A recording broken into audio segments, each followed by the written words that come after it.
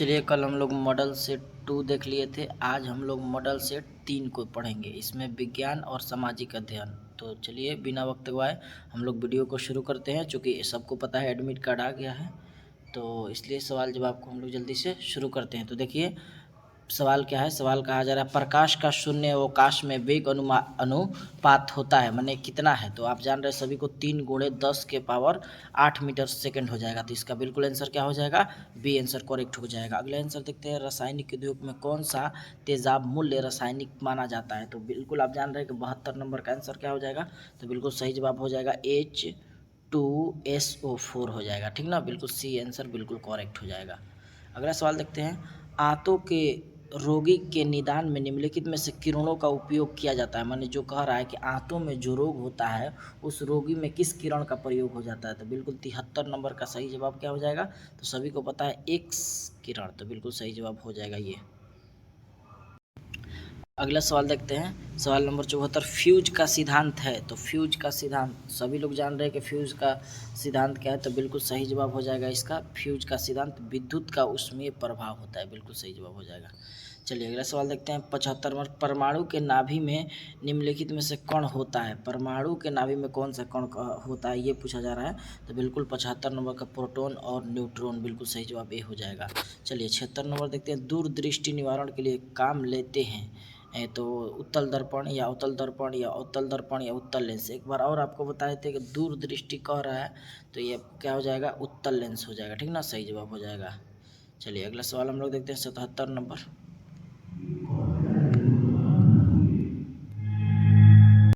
सवाल 77 नंबर सवाल को देखते हैं। 77 नंबर सवाल क्या है, दोपहर के 12 बजे किस दिशा में इंद्रधनुष दिखाई देता है। तो सभी को पता है कि दोपहर को 12 बजे इंद्रधनुष जो दिखाई देता है यह नहीं देख सकते हैं।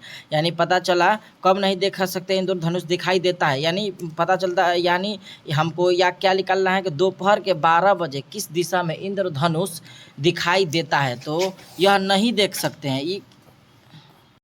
तो इसका आंसर बिल्कुल सही होगा, यह नहीं देख सकते, क्योंकि वो दोपहर के 12 बजे जो होता है सूर्य सीधे सिर के ऊपर होता है। तो वो कौन सा दिशा है, इसीलिए इसका सही आंसर क्या हो जाएगा, डी हो जाएगा। आप समझ रहे होंगे।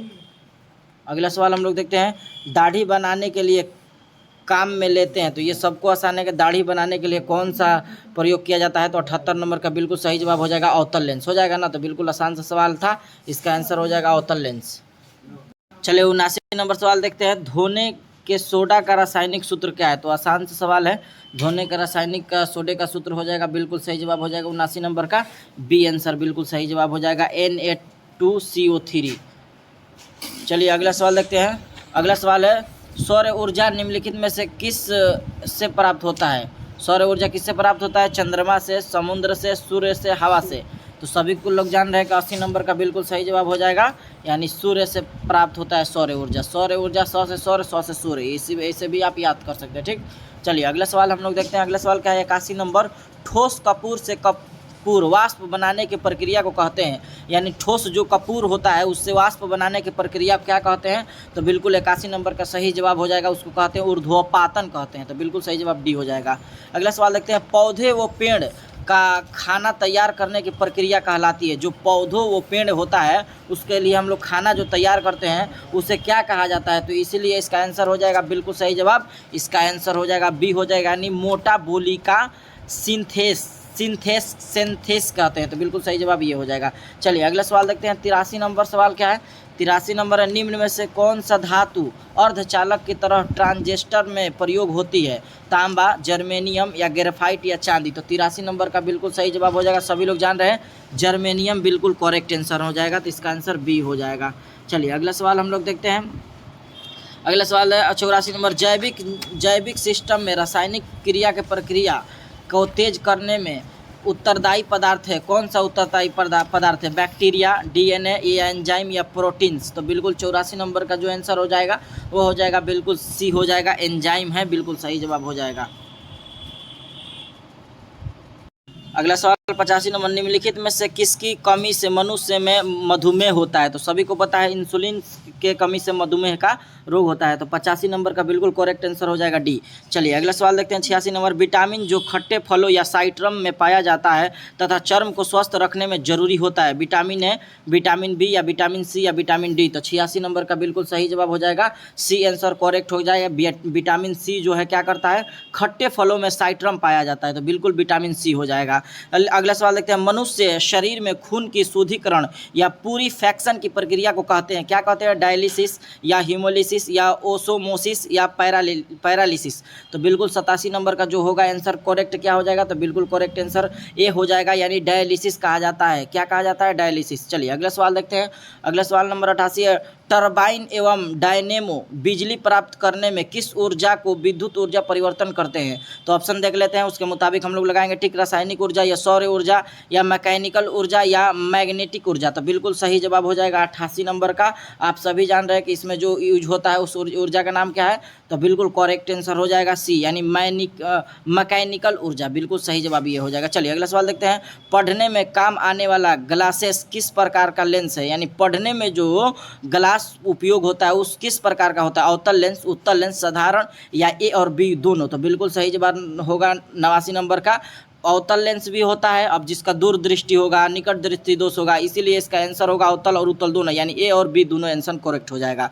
चलिए अगला सवाल देखते हैं, गैस पदार्थ में कणों के बीच की गति डॉट डॉट डॉट होती है या यादृच्छिक या रैखिक या वृत्तीय या स्पंदनात्मक? तो बिल्कुल इसका करेक्ट आंसर हो जाएगा 90 नंबर का है ना, तो 90 नंबर का बिल्कुल करेक्ट आंसर हो जाएगा यादृच्छिक होती है, तो बिल्कुल सही जवाब ये हो जाएगा। चलिए अब विज्ञान हो गया यानी साइंस, अब हम लोग चलते हैं सामाजिक अध्ययन यानी सोशल साइंस से क्वेश्चन को। तो देखिए 91 नंबर सवाल है, इन देशों में कौन सा देश संयुक्त राष्ट्र संघ की सुरक्षा परिषद के अस्थायी सदस्य नहीं है?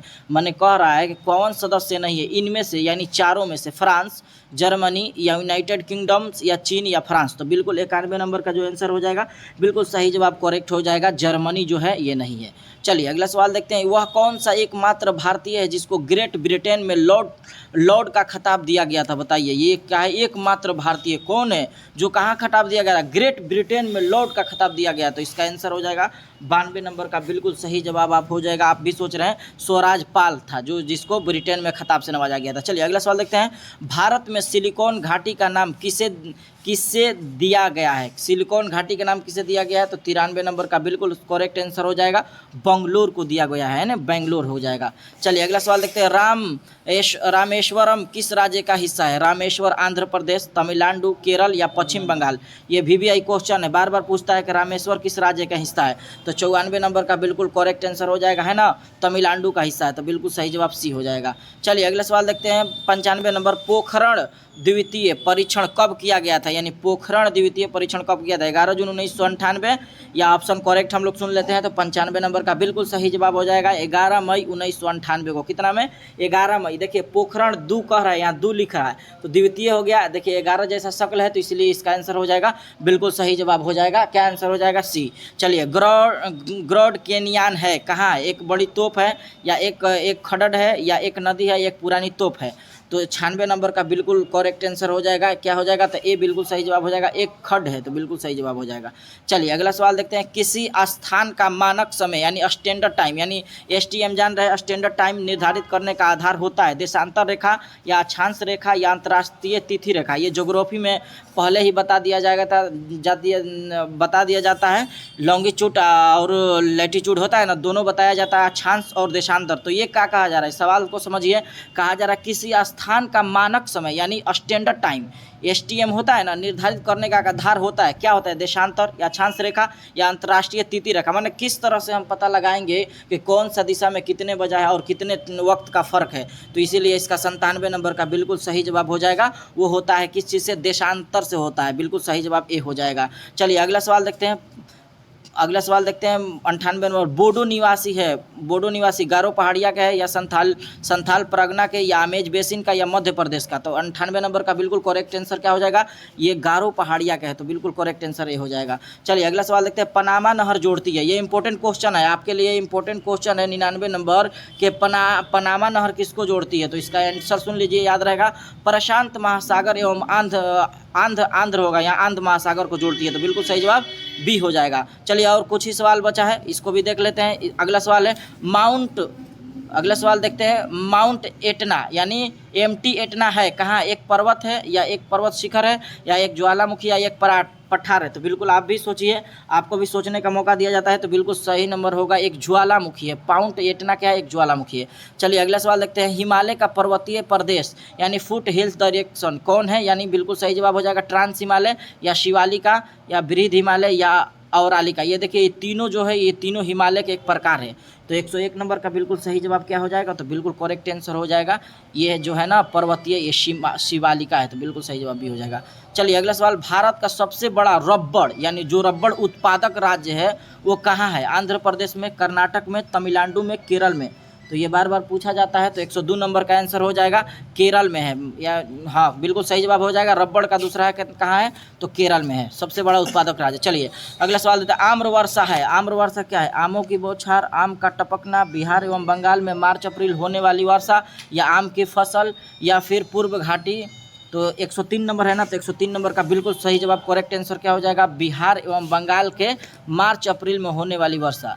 अगला सवाल देखते हैं, पूर्वी घाट एवं पश्चिमी घाट का मिलन स्थल है, माने पूर्वी और पश्चिमी घाट का मिलन स्थल कौन है, नीलगिरी या अनाईमुडी या मलियागिरी या इनाईमिल। तो इसका आंसर बिल्कुल सही जवाब हो जाएगा, 104 नंबर है, इसीलिए इसका आंसर हो जाएगा नीलगिरी। चलिए अगला सवाल देखते हैं, भारतीय राष्ट्रीय कांग्रेस संस्थापक कौन, यानी तो ये तो आसान सा सवाल है, आपको पता है भारतीय राष्ट्रीय कांग्रेस का स्थापना कब हुआ था, 1885 ईस्वी में हुआ था। लेकिन ये सवाल क्या जा रहा है, सवाल पूछा जा रहा है कि कौन है, तो इसका आंसर जो हो जाएगा ना, बिल्कुल सही जवाब हो जाएगा सिविल सेवक। चलिए अगला सवाल देखते हैं, भारत में मजदूर संघ अधिनियम कब पारित हुआ था, मैंने मजदूर संघ अधिनियम कब पारित हुआ था, तो बिल्कुल सही जवाब क्या हो जाएगा, 106 नंबर का बिल्कुल 1926 हो जाएगा। मजदूर देखिए आ रहा है, आप मिला लीजिए, 126 हो जाएगा। अगला सवाल देखते हैं, भारत संविधान में मौलिक कर्तव्य किस देश से लिया गया था, ऑस्ट्रेलिया, रूस, अमेरिका, ब्रिटेन। तो बिल्कुल सही जवाब क्या हो जाएगा, 107 नंबर है ना, तो बिल्कुल 107 नंबर का रूस हो जाएगा, आंसर क्या हो जाएगा, रूस हो जाएगा। श्रीलंका का स्वतंत्र कब हुआ था, तो जब महात्मा गांधी का मृत्यु हुआ था। मृत्यु कब हुआ था महात्मा गांधी के, तो आपको पता है महात्मा गांधी का मृत्यु 30 जनवरी 1948 ईस्वी को हुआ था। महात्मा गांधी का जन्म कब हुआ था, 2 अक्टूबर 1869 ईस्वी में हुआ था, महात्मा गांधी का जन्म हुआ था, ठीक ना। अगला सवाल हम लोग देखते हैं, अगला सवाल क्या है, 109 नंबर, न्यू डील को किस अमेरिका राष्ट्रपति ने लागू किया था, रूजवेल्ट ने या एडम स्मिथ ने या फ्रेडरिक सिविल ने या जॉर्ज वाशिंगटन ने। तो 109 नंबर का बिल्कुल सही जवाब क्या हो जाएगा, ये बिल्कुल सही जवाब हो जाएगा रूजवेल्ट ने। अगला सवाल देखते हैं, बालाघाट खानों में निम्नलिखित में से किस खनिज का खनन किया जाता है, एल्युमिनियम, मैग्नीज या कॉपर या चूना पत्थर। तो 110 नंबर का बिल्कुल करेक्ट आंसर हो जाएगा, मैग्नीशियम का किया जाता है। तो ये रहा आज के लिए वीडियो, सोशल साइंस और साइंस से 40 अंक का है, आप देखते रहिए, और सारा चैनल पे इसी पे मौजूद है, तो आप देखेंगे तो इंशाअल्लाह ताला आपका एग्जाम में आसानी होगा। तो चलिए आज के लिए इतना ही, फिर मिलेंगे हम लोग अगली वीडियो में, आज के लिए इतना ही।